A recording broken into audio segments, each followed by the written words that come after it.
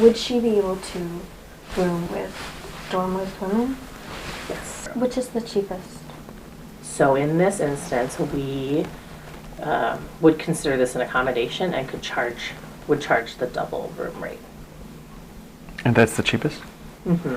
Oh, so you charge less because she's transgender? It looked like you had the Pride Network too, so you prioritize transgender and lesbian, gay, bi. Yeah. University of St. Thomas. Hi, I just called and I spoke with a girl about my trans sister dorming at the university. James O'Keefe here, OMG News. We have our first citizen journalist that went out, bought her own camera, and delivered her own story, and we're going to give her $1,000 for it. Now, this citizen journalist in Minnesota came to us with recordings of conservative and religious universities of her calling and asking if her trans sister could dorm with the girls, and they would not tell them. So you've had transgender students come here before? Mm-hmm. Wow, and you haven't told the other. Wow, that's great. Now, why? Just out of curiosity, why don't you tell the other students? Would there be a big uproar? Probably. I think here at St. Thomas there would be a mix of response. Because of the Christian Catholic. Right. Conservative, kind of. Yeah. So they would get upset. Often probably actually their parents. I think part of that would be weird if we were like, hey, look, this is what's going on here. Oh. And so I think that's partially what would be an uproar, like, why are you letting that happen? And the other concern we have is that the other girls won't know, right? Unless she shares, right? Like, we never will give that information. Would the other roommate know that she's transgender? Would that be kept confidential? Yes, if you want to keep it confidential, then we will keep it confidential.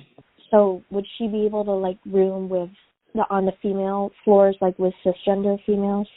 Yes. If she identifies as female, then she is able to room with the female side. This citizen journalist used tactics that are important to use to discover what people are doing in private versus what they say they're doing in public. After securing the meeting with the head of residence life at the University of St. Thomas in St. Paul, Minnesota, this citizen journalist, alongside one of our own, went ahead and did what yields the best results. Would she be able to dorm with women?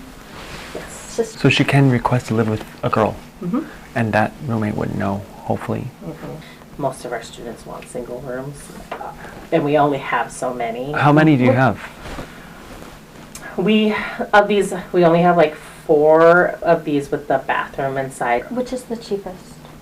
So in this instance, we would consider this an accommodation and would charge the double room rate. And that's the cheapest? Mm-hmm. Oh, so you charge less because she's transgender? Obviously, we think transgender person should have preference, right? Yeah. Yeah. Is that the truth that you uphold that here? Yeah, I think it's part of just how can we set the student up for success? Is there a waiting list for those rooms? We do our housing assignments in July, and so we will look at all of the different requests before. She would hopefully go to the top based on her. She would? Yeah. She would go to the top because of her identity?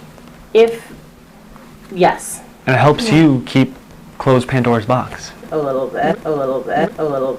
It's really great that this one's being inclusive. Yeah, we're trying. How can we move that direction? Without being too public? Yeah, unfortunately. We know there are dozens of more university officials who will probably say and do the same thing if they're in a meeting with a citizen journalist. So who's next? Which citizen wants to be a copycat and do what it is this person in Minnesota did? Get the camera, schedule a meeting, and make it happen. This story was what I call OMG worthy. OMG was able to pay this person $1,000 after they sent us the recording. And we want to pay a lot of people $1,000. So send us your footage. If it's OMG worthy, we'll produce it and we will air it.